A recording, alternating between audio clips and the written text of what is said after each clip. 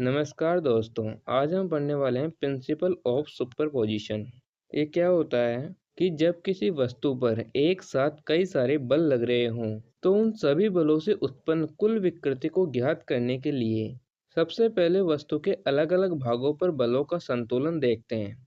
फिर उन सभी भागों पर बलों से उत्पन्न विकृति को अलग-अलग ज्ञात करके जोड़ा जाता है।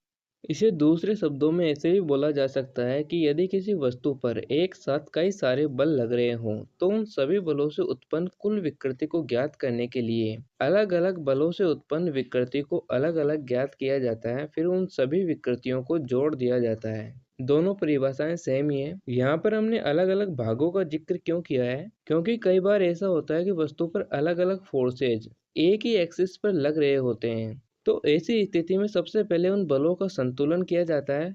फिर संतुलित बलों से उत्पन्न विकृति को अलग-अलग ज्ञात करके जोड़ा जाता है। एग्जाम्पल के लिए मान लीजिए कि हमारे पास F1 50 न्यूटन है, F2 10 न्यूटन है और F3 40 न्यूटन है। तो ये सभी फोर्सेज एक ही एक्सिस में लग रहे हैं। तो सबसे पहले हमें इनका संतुलन करना पड़ेगा।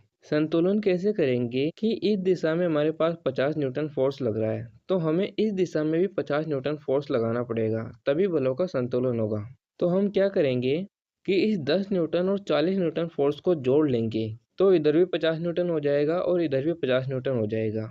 इससे क्या होगा कि ये वाला हमारे पास एक सेक्शन बन जाएगा, क्योंकि 10 न्यूटन फोर्स यहाँ से लग रहा है और 50 न्यूटन फोर्स यहाँ से लग रहा है और इन दोनों फोर्स को हम यहाँ पर जोड़ रहे हैं, तो हमारे पास ये एक सेक्शन बन जाएगा।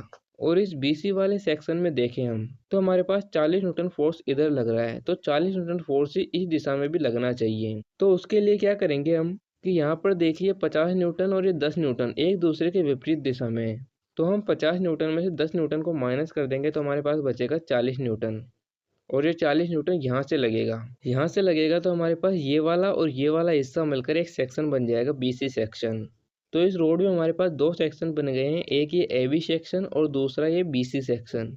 तो इन दोनों सेक्शनों पर हमने माना कि संतुलित बलों से उत्पन्न विकृति इधर 2 mm है और इधर 1 mm है। यानी कि इस 50 न्यूटन फोर्स से इधर 2 mm विकृति हो रही है और इस 40 न्यूटन फोर्स से इधर 1 mm विकृति हो रही है। तो टोटल विकृति उसकी होगी 2 + 1 यानी कि 3 mm।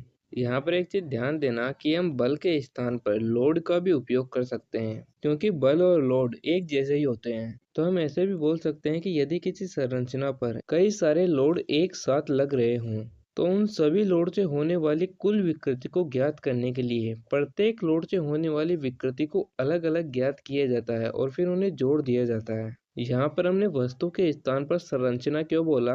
क्योंकि कई बार ऐसा होता है कि एक से ज्यादा लोड रेलवे ट्रैक, पुल, ब्रिज जैसी संरचनाओं पर भी लगते हैं, तो उनको हम वस्तु बोलेंगे थोड़ा अजीब लगेगा, इसीलिए यहाँ पर हम संरचना का भी उपयोग कर सकते हैं। प्रिंसिपल ऑफ सुपरपोजिशन का उपयोग करने के लिए कुछ कंडीशंस को मानना जरूरी होता है, तो उन कंडीशंस को देखते हैं हम। तो सबसे पहली कंडीशन है हमारी संरचना में होने वाली विकृति लास्ट एक लिमिट के भीतर होनी चाहिए।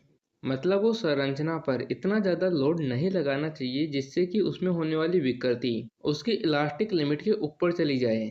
एग्जाम्पल के लिए यदि हम किसी स्टील रोड को खींचने के लिए उस पर लोड लगाते हैं, अब हम यदि स्टील रोड पर इतना ज्यादा लोड लगा दें कि स्टील रोड उसकी इलास्टिक लिमिट से ज्यादा खिंच जाए और प्लास्टिक रीजन में चली जाए, तो उस स्थिति में स्टील रोड में होने वाली विकृति को हम प्रिंसिपल ऑफ सुपरपोजिशन की सहायता से ज्ञात नहीं कर सकते। दूसरी कंडीशन है संरचना में हुक्स लॉ का पालन होना चाहिए।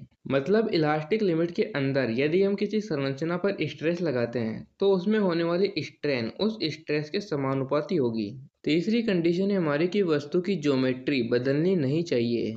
मतलब यदि हम किसी वस्तु पर इतना ज्यादा लोड लगा दें कि उसका आकार ही परिवर्तित हो जाए, तो उस स्थिति में हम प्रिंसिपल ऑफ सुपरपोजिशन का उपयोग करके उसमें विकृति को ज्ञात नहीं कर सकते।